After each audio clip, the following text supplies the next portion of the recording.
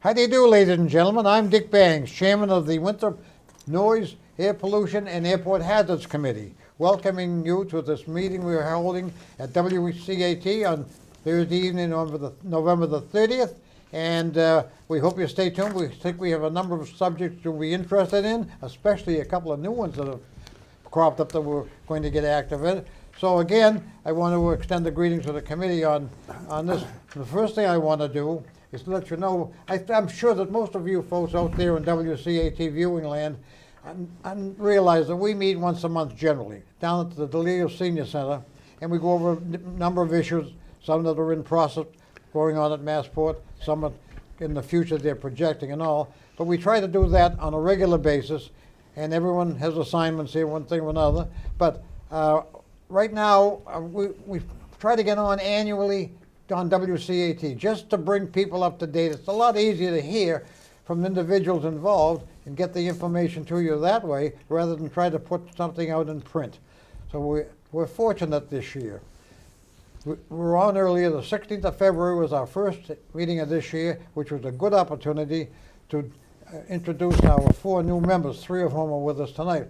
We have volunteers came forward last year. During the course of 12 or 14 months. We have 4 new members assigned to the committee here. They volunteer, and they've really hopped in there and really been a great asset to us. But at this point in time, again, what I want to do is just make sure you understand what we're going to try to do tonight is summarize things that we spoke about back in February, bring you up to date briefly on them, and the new items that we're working on at present. So what I'd like to do is start off introducing. From my far right is a young lady by the name of Erin Murray. She's from Sagamore Avenue. She's currently a student at Framingham State University, set to graduate next month, and she is going to graduate in specialty in environmental studies and sustainability. I have to roll those sustainabilities on. I'm too old, I can't talk, bro. Next to her is Dawn Quirk, who's a Point Shirley resident. Dawn presently, she has her degree from UMass in Amherst, and she's presently a planner with the Massachusetts Department of Environmental Protection, Waste Management. Very interesting subject, I'm sure, Dawn. And on my immediate right is Julia Wallace. Julia has 2 degrees. The first degree was from the University of California in Santa Cruz. I bet that was nice going to school out there, huh? Surfing every day. Oh. And then she went and received her Master of Arts at Tufts University, right here around the corner. She's the chairman of the Winthrop Transportation Committee, by the way. She, in her spare time, all right? The council appointed her that, and she's deeply involved with some of the things going on down in the center right now in other parts of town. Matter of fact, I think this young woman brought the new buses to town. Wow. And of other things, okay? So she is our, and her official title is she's Director of Mass Commute. She's the Director of Mass Commute. That's actually old now. I'm that? actually with the Institute for Transportation and Development Policy now. See New that? job. Well, longer title, more money. I'm a consultant. Let's just say Consultant. that. I'm Okay, a transportation that's consultant. great. I told you, they're live wires they talk up. All right, they're here. To my immediate left here is, fully we're all familiar with Attorney Jerry Falbo. Jerry has been a member of this committee for well over 40 years. He has been a valuable asset.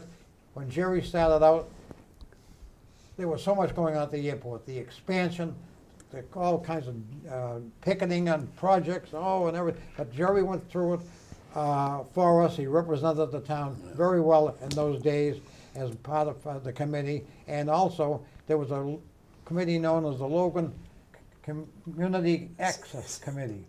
I'm sorry, there was the Massport Community Access Committee. Jerry was part of that, of course, contained a lot of people. I think there were 17 different communities Jerry represented on that. Jerry's done work you wouldn't believe, and especially in the legal aspects representing the town. And we're glad to see him here, back with us. Jerry's been ill, but he's back tonight, back in harness, ready to go. Next to Jerry is the gentleman I refer to as the dean of this committee, Bob Driscoll. Bob Driscoll was one of the 7 originally appointed, and when the committee was formed back in 1971. This is his 46th year of standing up and being counted and standing strong and representing the citizens of the town of Winthrop as well as the town as an entity. And Bob, we congratulate you for 46 years. Boy, you got to be tougher than I thought you would have started. But anyway, he's still with us, and we appreciate him. But Bob is an asset. Last but not least, on the very end, we have a gentleman by the name of Dave Phipps. Dave did service with the Air Force, flying jets for wherever they told him to do. And when he quit that business, he decided to become a commercial airlines pilot. Flew for a number of airlines all up and down the East Coast, and he retired captain from USA. Now, what David brings to this committee is a whole different perspective.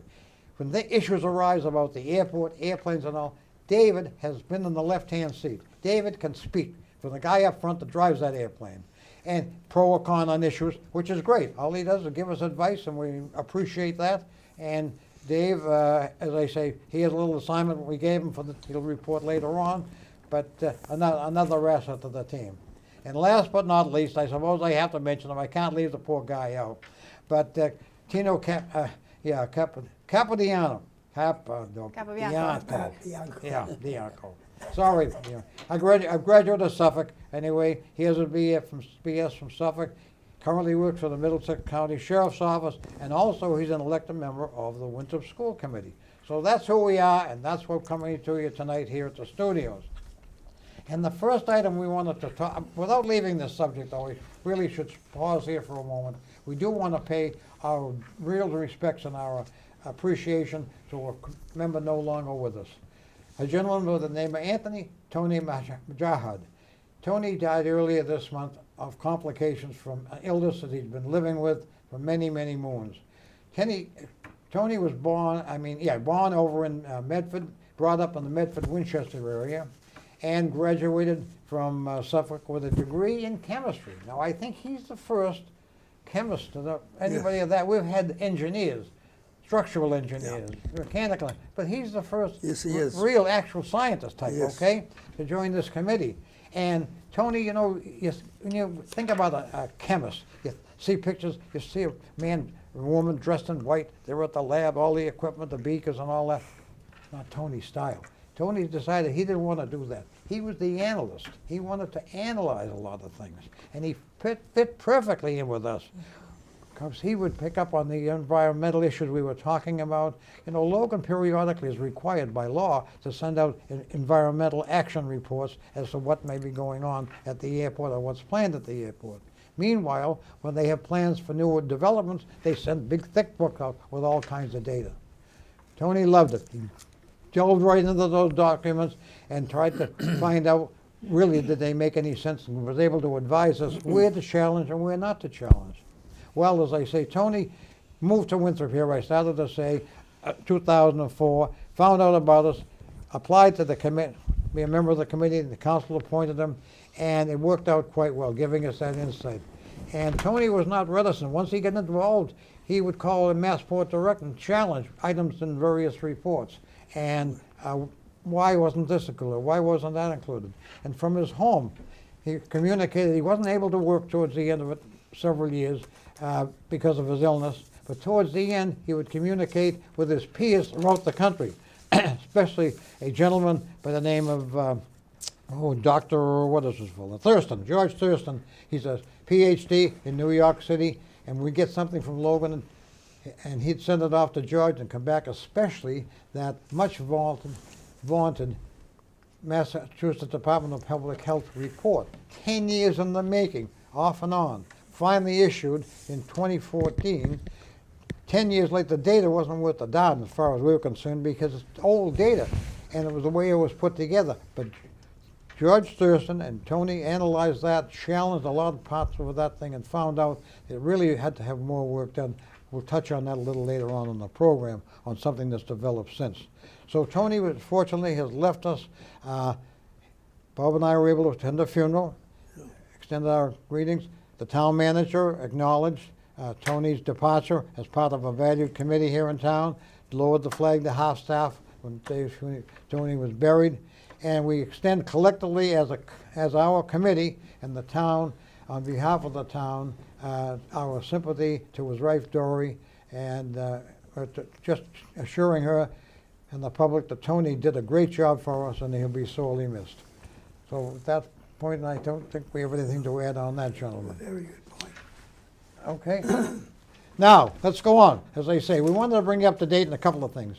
And the first thing I have on the agenda to talk about tonight was Jerry talking about the Logan Community Activity or Action Group. Now, that's been expanded from 17 under the Massport to 23 communities being represented, okay? Right now it's 34. 24 now, okay. 34. Well, whatever. But I know it represents now, the new committee extends further north and further west, involving people that are further away, such as Everett, Malden, Medford, Arlington, Belmont, communities like that. I believe Dedham and some places there. Ipswich. Where? Ipswich. Ipswich Yeah. in that one Oh, now? yeah. You're kidding? Right, yeah. Oh, good. I'm glad because I'm going to mention something Going about the way up North there. Shore later on. Yeah. So anyway, as I said earlier in the program, Jerry has been out ill. But Jerry, give us an update if you can as to what's going on. Oh, by the way, before you start even, Jerry is the vice chairman of this committee. He's also vice chairman of the Logan CAC. And the best part, as he said, on the Logan CAC is they have a seat at the Massport board now. It's not the Logan CAC, it's the Massport CAC. Oh, all right, but I say they have a board. So if we have a little bit of inroads over there, some more information coming to us. And Jerry, give the folks, if you can, an update of what's happening. Yeah, excuse me, my voice isn't too well either. But before I do that, you said something about Bob's longevity, Yeah. and it brings to mind something that happened in those days. For some reason, the powers that be in the town would not appoint me to that committee. Mr. Driscoll said that to himself. It was very unfair. So he went out, stimulated the town meeting members, and got me appointed to that. Never forget that. All right, let me bring you up to date as much as I can based on my limited involvement in the last 2 months. First of all, with regards to the Logan CAC, that was started about 40 years ago. And at the moment, it is not very active. The Massport one. No, Logan Okay, CAC. okay, all right. CAC. The new organization is the Massport CAC, Oh, which is different in the fact that it has more independence, more authority. It gets $250,000 funding a year, and it's a much better position. And that's the one in which I'm vice chairman of. So when I'm speaking tonight, it merely has to do with the Massport CAC, of which Winthrop is part of those 34 cities and towns. Can you hear me, Kathy? Okay, good. At the present time, there are two major issues. The first issue is something that we're looking for, very much so, and that we are seeking an additional $250,000 from Massport, which will require a legislative act. We have 250. We want to round it off to 500,000 because in order for our committee to be successful, it needs that kind of money to pay for an executive secretary. I mean, I need not tell you how awesome, detailed, and involved working as a watchdog for Massport Authority. So we need that.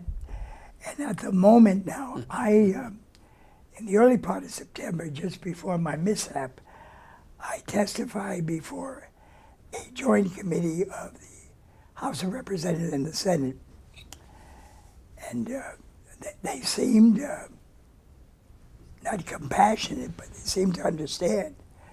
Whatever that means, I'm not certain. We walked away not feeling bad, not knowing how to feel, how good we should feel. At present, the bill has gone through the various procedure and is now in the third reading. Now, I'm waiting to hear from the Speaker's representative, and I've got to contact Senator Boncory to find out exactly what's happening now with it. In the bill, in the third readings, It can come out with a good recommendation, and that is tantamount to its passing. It can fail, or worse, I suppose, it can lie there indefinitely with nothing happening. Jerry, as I understand, let me interrupt you for a moment. There was $250,000 appropriated by the state when they set this up, right? Massport. Massport, okay, but I mean, that's what appropriated. You're looking for another 250, because right now Massport, of that 250, are taking $35,000 or $40,000 out for administrative, legal assistance, setting up meetings, providing a space. You say, we'll do that independent. Let's get our independence by having more money, and that's what you're striving for. That was a good point. During our formative years, and remember, we've only been working on this in 2014. Yeah. And those of you who are involved in any major organization, I'm sure, understand the tactics and the protocol and all of the things that are involved to get it up on its feet. So we depended upon Massport to provide administrative help and advice. But we paid $35,000 a year, as you brought up, Yeah. out of that $250 they gave us. All right, the second point I have is what's happening out there now with Massport. Well, those of you, I'm sure, have heard of the new, what they call it next gen, meaning the next generation of air flights and operational processes at the airport and with the plane. One of the things that the FAA has wanted so long was what they call the RNEF system of direction. Before the RNEF came into effect, you were operating by radar. And so let's say this was a given path, but the planes had a wide parameter in which to operate. So if they're going to point X by your water bottle, they would have this kind of a parameter. Under the RNEF, it's very straight, no weaving. There are waypoints along the way to be sure it goes straight ahead. Now, what has been the result? Because of that narrowing, there's been now more noise over western Massachusetts. When I say western, I mean Arlington, Belmont, Watertown. In addition to that, there's Hull and Cohasset. They now are raising hell. Milton, You're right, I forgot about big Milton. one. Well, the advocates in Milton are Very pretty- loud. Very loud. Yeah. So as a result, all of the activities now involving the Massport CAC, Massport the FAA, has to do with developing a program in which they can find some type of relief or some type of deviation in the flights to take away the noise from those affected areas. Right now, Winthrop is not affected by anything. We're not affected by this study committee, relocate the RNEB. So at the moment, there is nothing for us to fight except helping our comrades. Yeah, I was going to ask about that. It's basically that the concentrated routes have not affected Winthrop any more than we have been affected. You can't say that we're not affected, obviously we are, but not by the next-gen system specifically. Is that right? Correct. We haven't noticed a big difference, in other words. We already have concentrated flight paths all over us. We're used to it. Yeah, and of course, even if you didn't have that, you have that abominable ground noise, Right. which is ridiculous. But I saw a chart last night. Last night I had a meeting with the executive committee of the Massport CAC, and they showed that a portion of Winthrop over here on Johnson Avenue, if one of the new RNF flights go into motion, as the committee is studying, it would have a reduction in noise in that area to about 66 dBA. So that's encouraging. Well, that's it. Any questions? Well, I just have a comment. So a couple weeks ago, there was a meeting that Massport held on the RNAV issue where the professors that's working on a study for them presented his report to the public. John Yeah, Sampson is, John something, yeah. he's MIT. Right. Yeah. So although, right now, nothing may change for us, the professor showed sort of the two phases of the project. Phase one is data analysis, mapping it out, explaining how people have been impacted by the changing flight paths. And then phase two is going to be a part of the project where we really need to be involved, because it's going to basically come to the point where they're going to say, okay, maybe we can change things, but it gets into this equitable issue and fairness. And there's going to be a point, it sounded to me like, where someone's going to politically just pick who's going to be like sacrificed and who isn't. So when phase two comes, like we need to be very involved in that process. I think you're very correct. Obviously, I missed that meeting. There's a lot of things I've missed in the last 2 months. But the thing that we have to be concerned about is people. Because if they ever get involved in how many people are involved, that's a problem. Because take, for example, right now Hull is affected terribly. But yet Hull has a very small population, as does Winthrop. That's the thing we have to worry about. You know what I mean? Because Somerville, Boston, sections of Boston, they're obviously going to want relief. So we'll see. Well, you folks at home may be a little bit confused about ONAV, and we're a little confused too about it, but we want to keep on top of it, and Jerry will keep reporting. He was back in harness, and he'd be going to those meetings and bring us up to date. Tonight, we're trying to summarize some other things going on, and I do want to move on, okay? I finished. Yeah. One other thing, Jerry? Did you have any? Did you? Okay. Next I want to talk about is the runway repavement and the closing. We were advised, and we talked to people back in our other meeting, that they're going to close the runway, the north-south runways that go across Quincy and Beachmont, back and forth, 22 right, there's a 4 right and 22 left. And they're going to close them for 3 months. They have to repave it and do some work and all. Well, everybody had concerns. What it did was it rerouted the traffic to excessive use on runways 1533, which is east-west, and yeah. And also 927 over Point Shirley. Make a long story short, there was a lot of concern. Yeah, there was noise created. However, Massport really did a good job on everybody's behalf, I think in our area especially. They finished the job towards the end of June, the 23rd of June, a month earlier than they anticipated. And although there were these noise complaints coming from places we never heard before, I had a call from a woman from River Road up near the cemetery. You know, I never get noise up that way before. Well, anyway, because of the changing patterns and all. And so that's been solved. They finished up, they got through early, hooray for Massport. So that's a fait accompli right now. And I want to switch off next, very brief explanation. We told you about the request from Massport to enlarge Terminal E, 3 gates. Now there are 7 gates at Terminal E. That's the foreign travel terminal basically. There were 7 gates over there. They wanted to enlarge 3 because now the airlines are flying big, giant jets.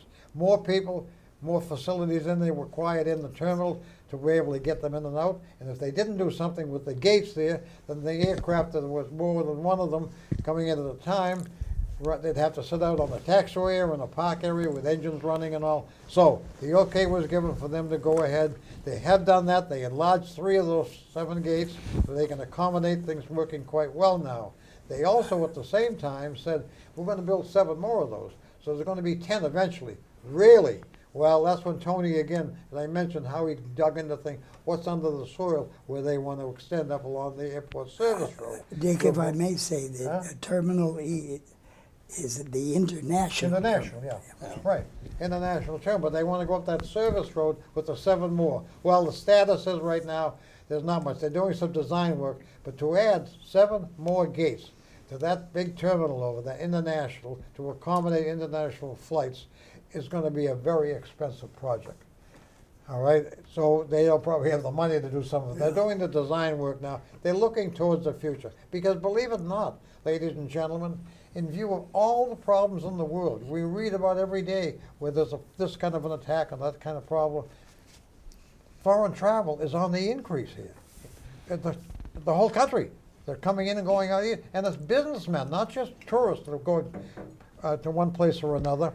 And it's really amazing. We're seeing tail numbers that you've seen in the past. You've seen Aer Lingus land here, British Air, Air France used to come in here, Alitalia, which have been sold now, but Swiss Air, some of the normal ones. Now you're seeing the Emirates, Turkish Air is advertising. There's a new airline flying now to the Azores. And, you know, they're going crazy on this thing. And the world travel it hasn't ceased. So they're projecting for the future. And that's all I can tell you about that.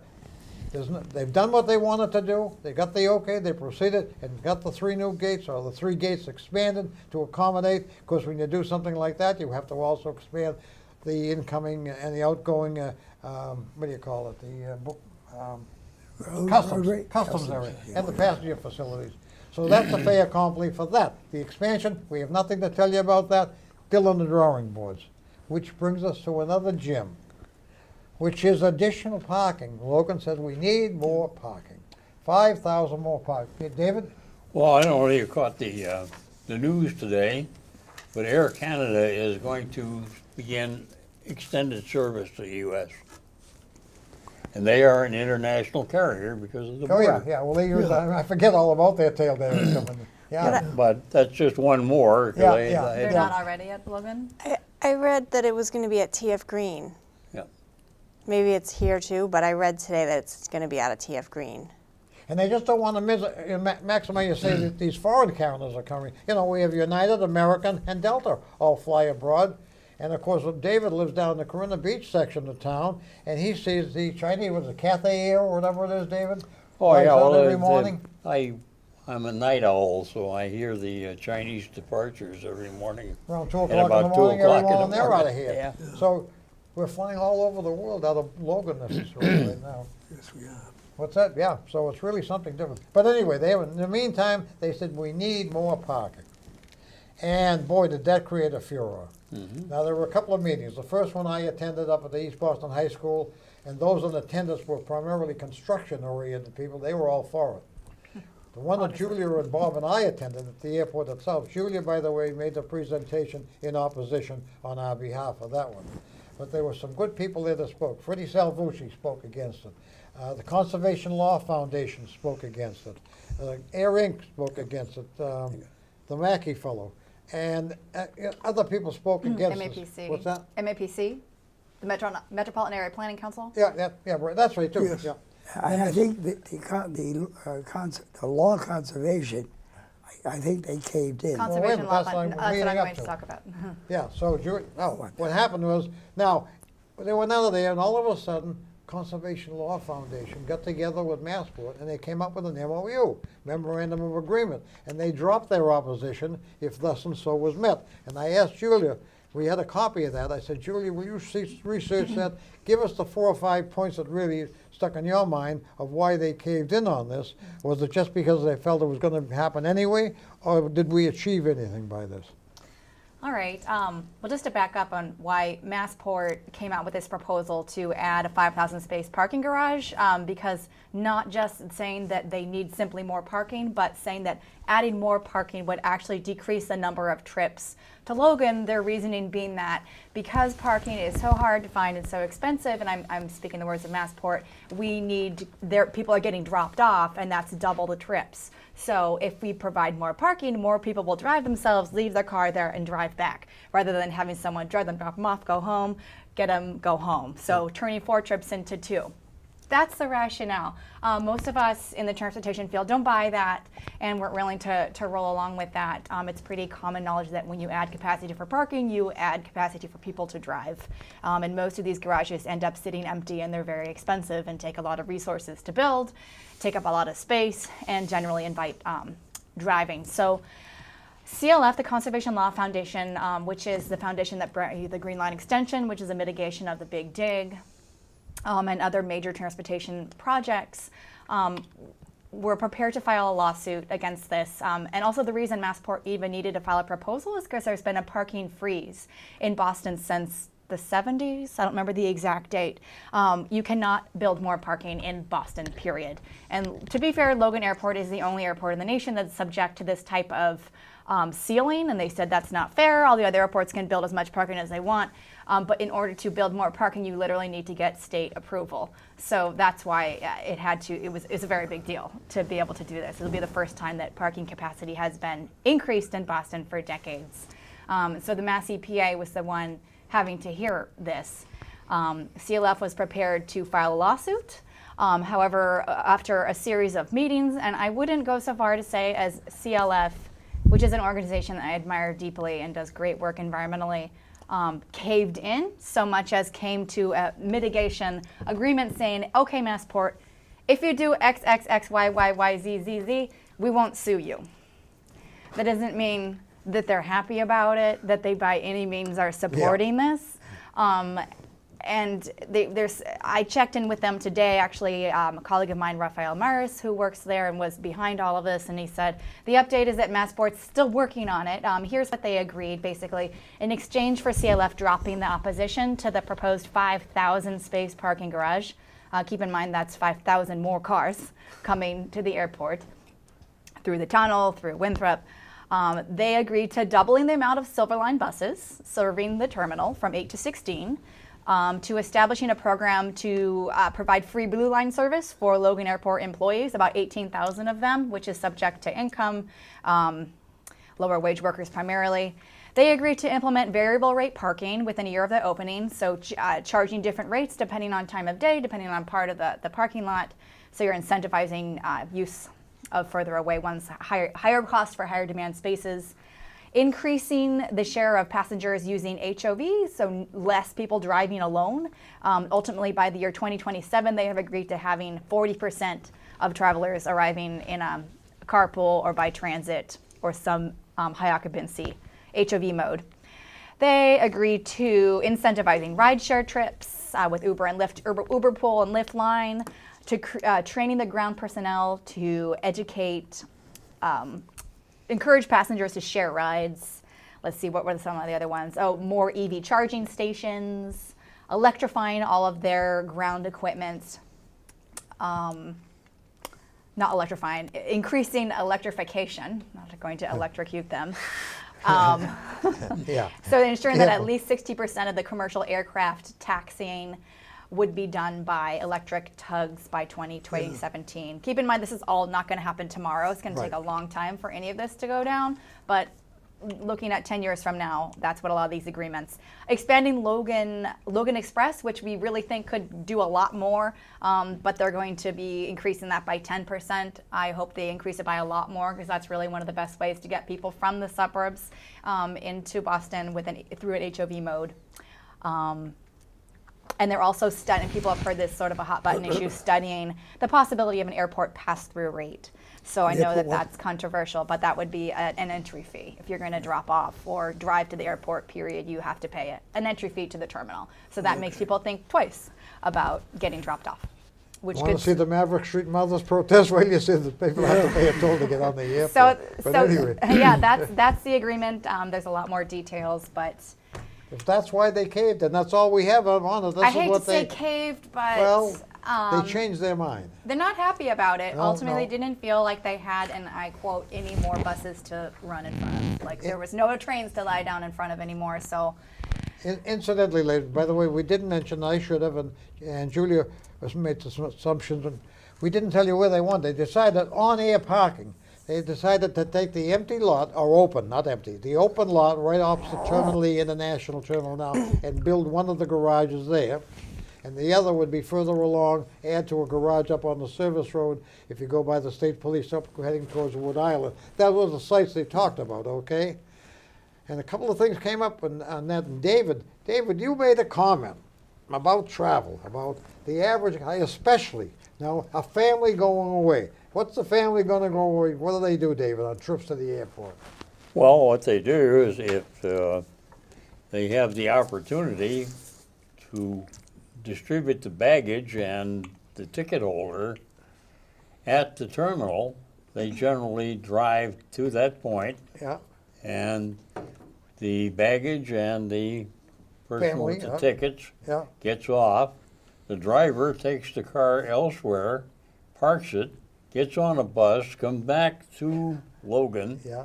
and gets off of the bus, and you reverse the entire process Yeah. on the arrival, which is a distinct increase, I think, in the amount of pollutants in the atmosphere from the highway. Could, Yeah, just Mark. a question, and correct me if I'm wrong on this, but it's always been my understanding that Logan Airport is the only international airport that's actually located within a residential area.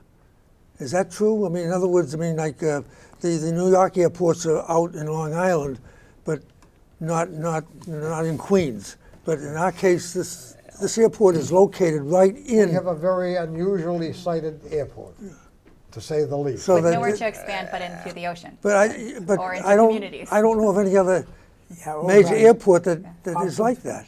Off of Johnson Avenue, right? Yeah, They're on Winthrop property. which means that they yeah. do owe us a great deal. Yeah, so I mean, so the positive side of this mitigation, this MOU, is that it does require Massport to do some pretty significant mitigation to actually give people options and increase the number of people that are arriving to to Logan Airport via transit, via ride share, electric vehicles, making it easier for employees to take the T because it's going to be free. So thinking outside the box, transportation demand management, it's a step in the right direction, but Yeah. at the expense of drastically increasing capacity for cars. So Julia, I find that anytime there's a compromise with Massport, it just carries on the problem further. That's right. Number one, we do not know if any of the proposed, shall we call them, compromise issues will ever materialize. We have no idea what the objections will be in the future, whether it's environmentally, whether it's from government, we have no idea. But if you watch carefully and observe, every time Massport decides to do something, and somebody comes in to oppose them, and then there's a compromise, it's only on to the next project and the next project. So I somewhat disagree with your optimistic approach. What you're saying. I wouldn't say I'm optimistic. I'm just trying to look at the silver lining, which is that there are some good things in there. I'm trying to give CLF some credit for having to quote unquote cave in, but for the cost of getting Well, Massport to do a little something. Let me say that I'm not criticizing them because they probably formed an opinion that they would lose the legal battle. Yes, that's like I said. They felt they have no more cards to put on the table. So So I'm not Yeah. faulting them. I'm just stating a.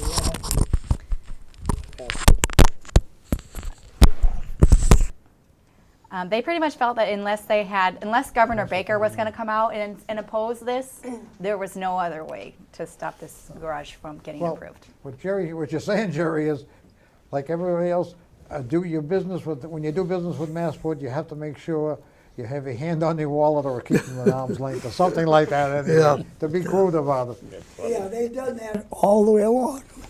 Look what they did 30 years ago at Wood Island Park. Yeah, yeah. They sold the people at Wood Island Park, look, we're going to take this beautiful street. Yeah. And it was tree lined. It Yeah. was a beautiful So street. devastating. Sparset. And we're going to relocate your house. Yeah. Isn't that wonderful? Yeah. Yeah. And the history is pretty gnarly. So I guess in comparison to that, it's not quite as disruptive in the Yep. scheme of things, but it's a big deal.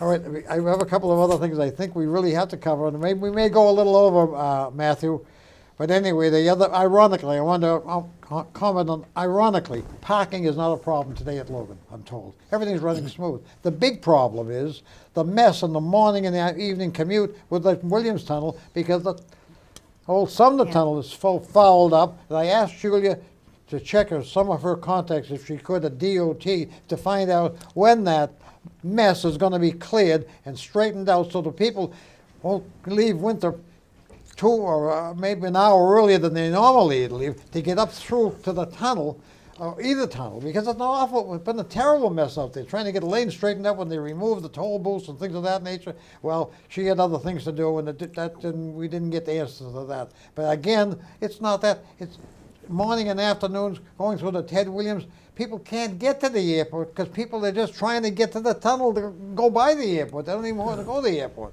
So that's one of the big problems right I'm now. under the impression it's done. It's like done? what they're gonna do is what they've done. Well, Is just have a city lane, you know, Yeah. East Boston traffic in this lane, and then they reduce the lane on the other side. I hope so. And I hope so, that's, Dawn. I mean, people still aren't happy about it, but I think it's done. But you I was know, under the opposite impression. Really? That it's And not all- done. But and all the I work didn't that- do my homework and check. Oh, I mean, I've heard that recently. and all the work has been done in the good weather. Wait till the snow and ice comes. You haven't seen anything yet. We've been down that road. Okay. So we need better options, and yeah, parking supply is not the problem at Massport. They're saying they need more parking so that less people get dropped off. That if we have more Yeah. parking, more people will park, and that's less trips. That's the rationale. We're not buying it, but that's what we're going to get. Okay. Now we have some new issues surfaced. I want to touch on those just to make people aware of them. If you recall, when the health survey report that we've knocked and say it's inadequate and all came out, well, we made some noise, and we said there were a lot of people in our Court Park section affected by pulmonary problems, asthma, all kinds of things over there. Okay, so Massport, in the goodwill extend, you know, they support East Boston Neighborhood Health Center very nicely annually, okay, because it's located in East Boston. They decided to put $160,000 or $170,000 aside in the next appropriation, which they did, to aid people in Winthrop. Could they do something?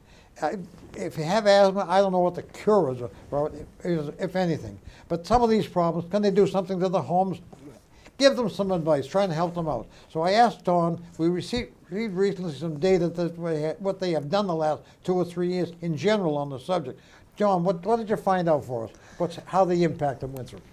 So I found out that the Massport provides both the Winthrop Neighborhood Health Center and the East Boston Neighborhood Health Center $170,000 for 3 years 3 to years, okay. support the childhood asthma and COPD programs. However, in this case, the two locations collaborate together, and the site is actually in the East Boston Clinic in the pediatrics department Okay. on the 3rd floor. So you'd have to be, so Winthrop residents may go there. You'd have to be, from what I understand, you'd have to be referred by your your regular physician to the clinic, and a few of the services that they offer for comprehensive care for children with difficult to control asthma from infancy through adolescence. They have specialized nurse practitioners to provide education on what triggers the asthma, how to control it, and how to manage acute asthma episodes. They will do an individualized treatment plan for the child and an asthma action plan to keep at home and share with the school's nurse. So that's all I know. I do have a couple calls They're into extending the, some efforts, at least to the town of Winthrop in this regard. yeah, and yeah. they have a asthma specialist who's running the program. Don, as long as there's been the same amount of money appropriated to both East Boston and Winthrop, why doesn't Winthrop have its own department? I don't know. When I called All right. Winthrop, I asked, is this also at your site? And she said sometimes there's overlapping programs, and in this case, pediatrics is located in East Boston. If you have an opportunity, I'd follow up on that, because Okay.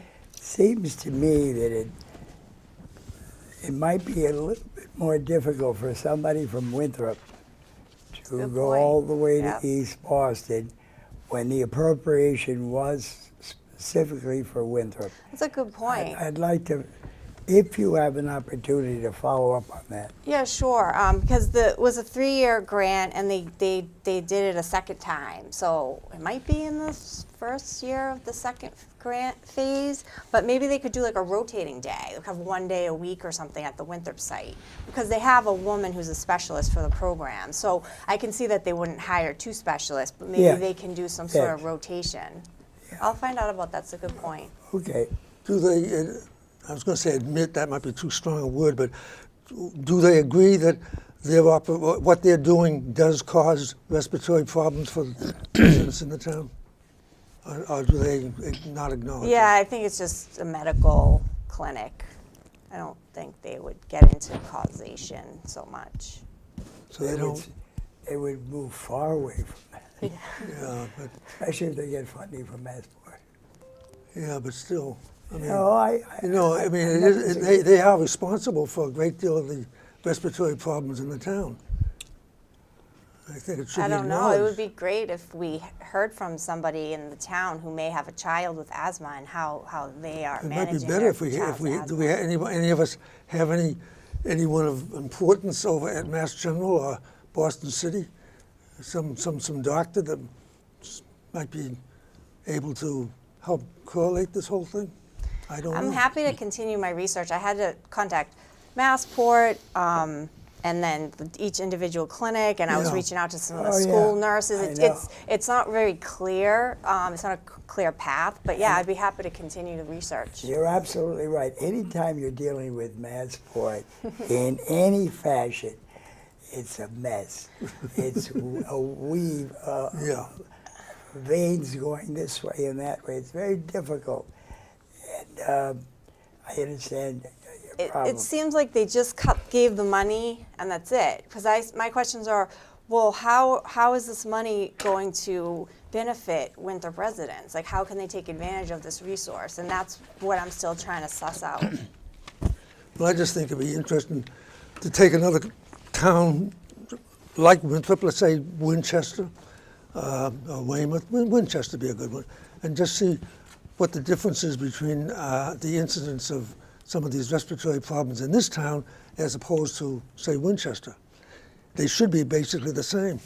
They're Right. 2 residential communities. Yep. And if ours is a lot higher, then it's obvious we have to find out why. And I think the answer is going to be a Logan Airport. Yep. And they ignore it. Well, that ties into the other health study. Yeah, the big one. Go right into that, or? 2 other things, ladies and gentlemen. One very briefly, okay? We had an offer quite some time ago from a professor from the Olin Engineering School. They were out in Needham, Massachusetts. Didn't know anything about them. They are sponsored by Olin Industries, a big company. They have a registered top-notch engineering training school. But they offered to come down and do some exterior studies for us on the runways near Winthrop. Well, when we talked to them that time, they were going to take runway 4 right, 22 left out of service because of this resurfacing. Couldn't happen this summer because of all the construction going on. But anyway, they made an offer to do some monitoring, not only noise, but on particulate out there. And we find out a little later on that they're associated very closely with Tufts Engineering School, too. It's quite a thing. So anyway, we're looking at it. I know that they did contact, they did some monitoring briefly this summer on their own, Tufts did.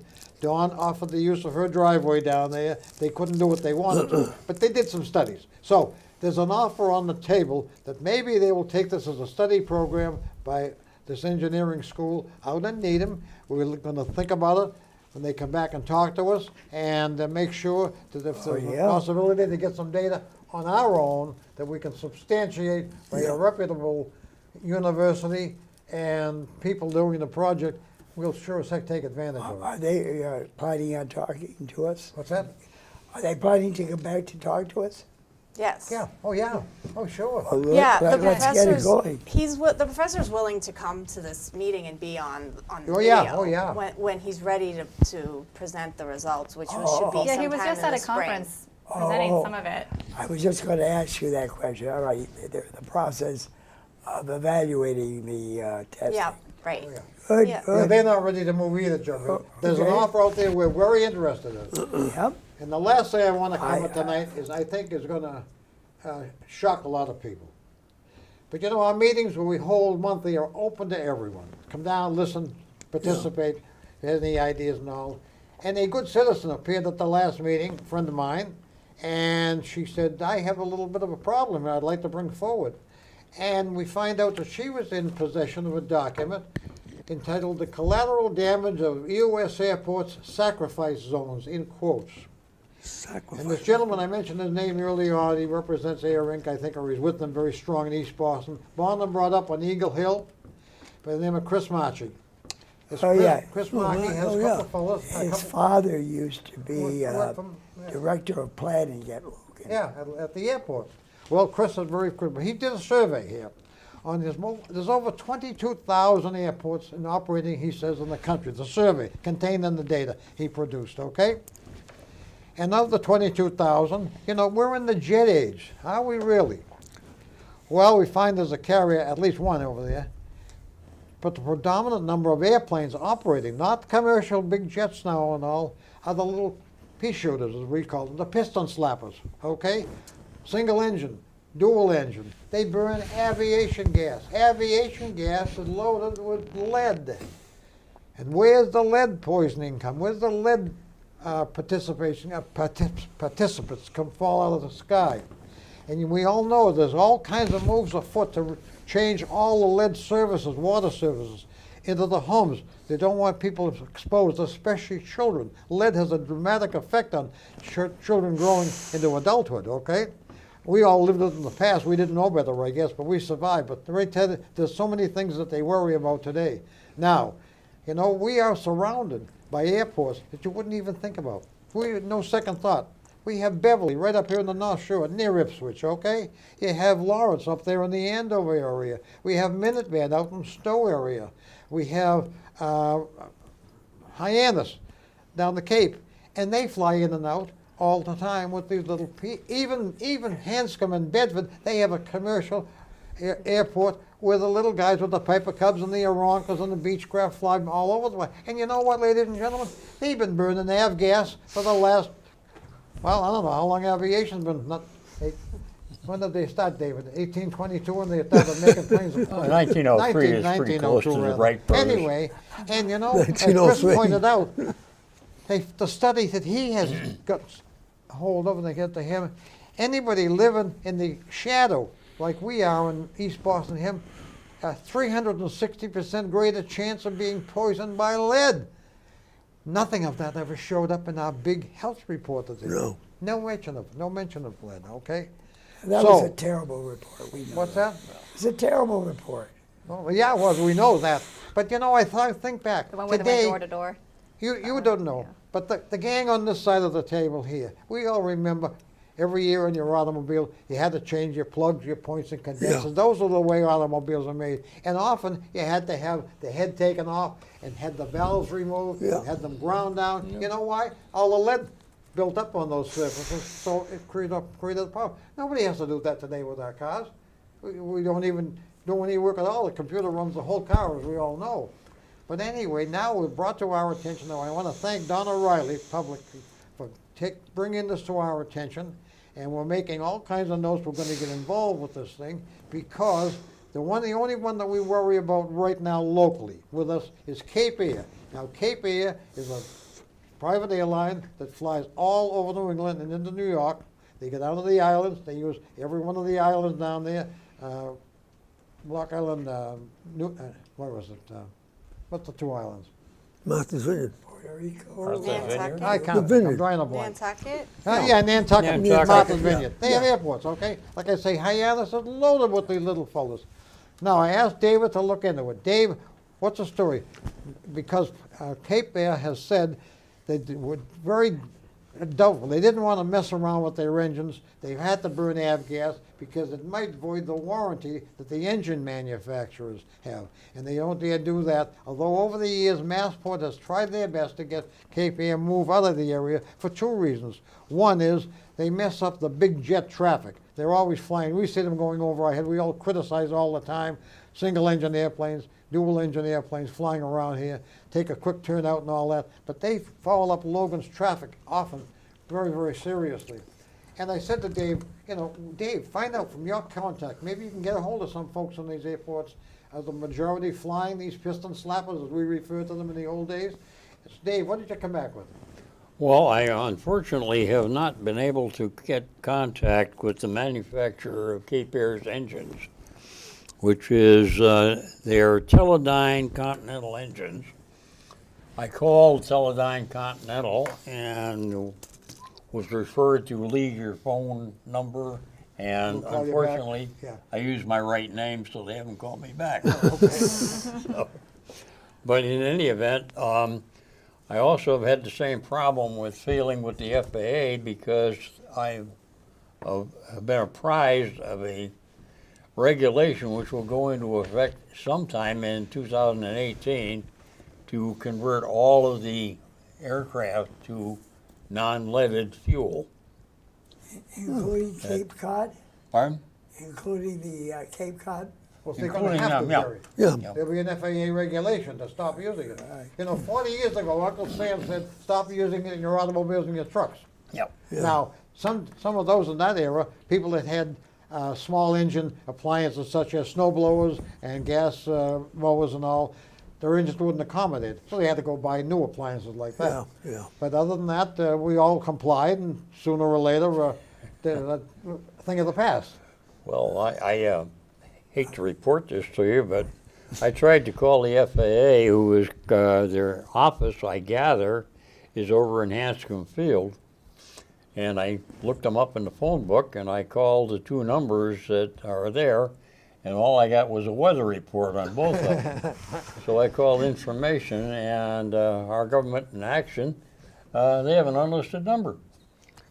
You can't, well, So, Oh. David, I did extensive web research today, and I can't find anything from the FAA on this phasing out or tweaking.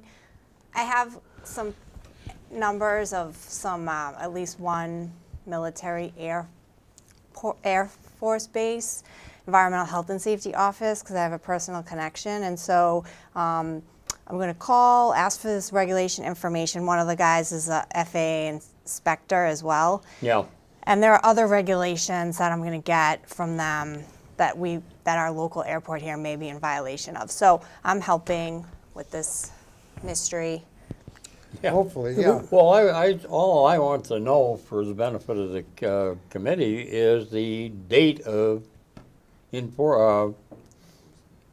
it's meant to happen. when it's supposed to happen, and Did you have any information from any technical guys you spoke to? well, I know some of my old buddies that are running around and still have light planes. They're going to low lead, not no lead, but low.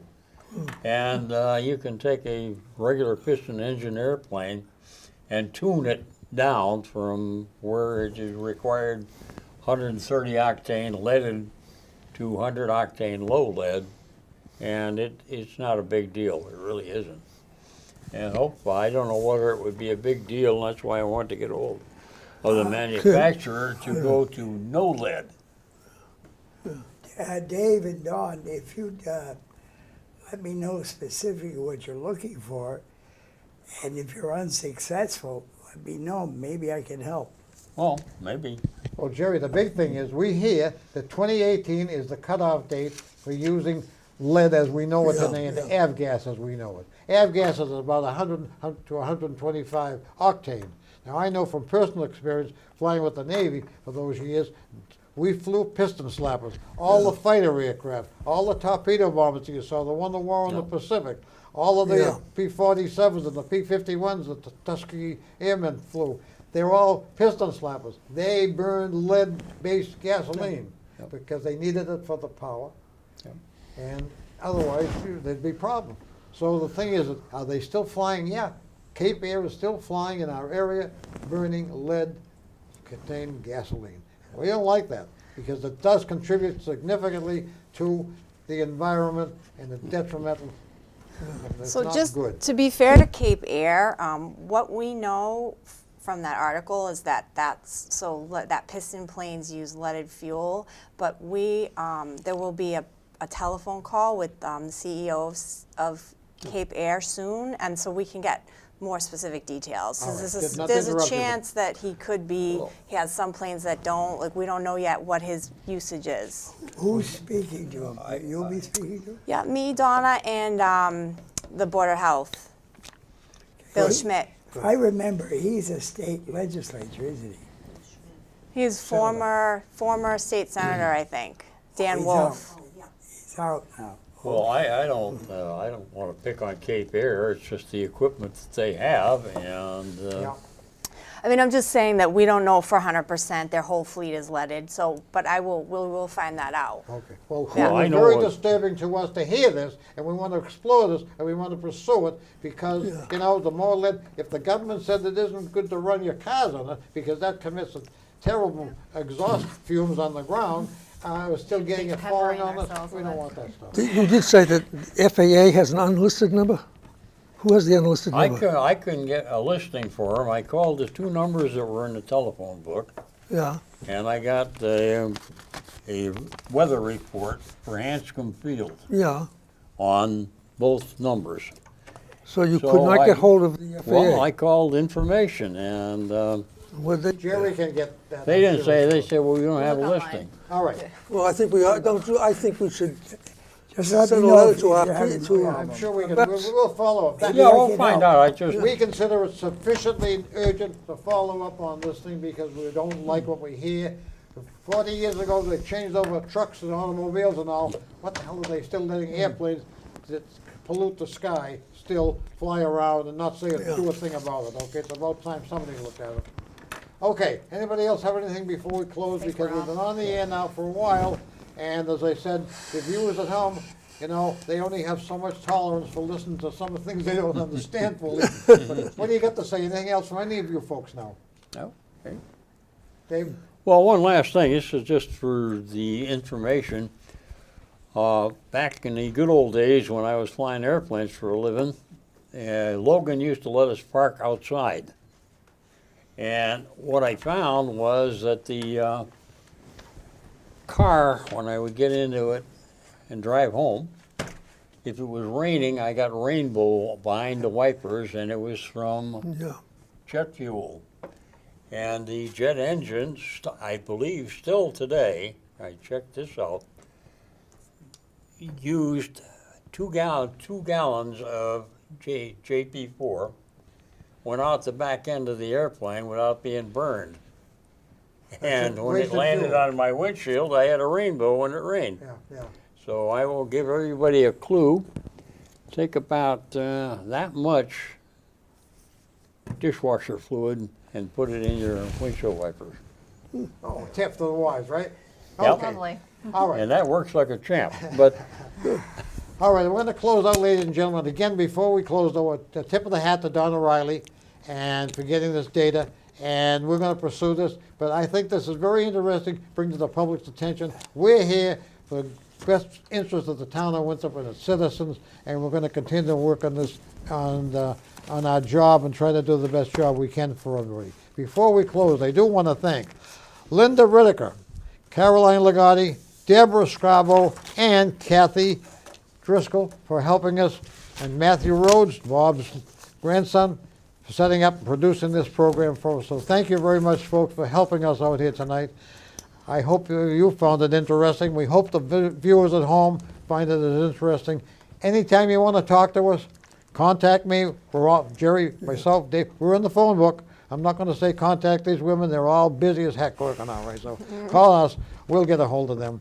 But we appreciate you tuning in, and as I say, don't hesitate. Anything you don't like, and we still, no, I'm not going to say a replacement for Tony, because there's no replacement for Tony. But we are down one person now, and we'd appreciate anybody that still has an interest, especially if we've tweaked anything based on some of the subjects we talked about tonight. Make your application. Talk to us. Maybe it'd be another asset to our committee, as Tony was in his time. Anything else, fellas? Young lady? No. Thank you for tuning in. Good night.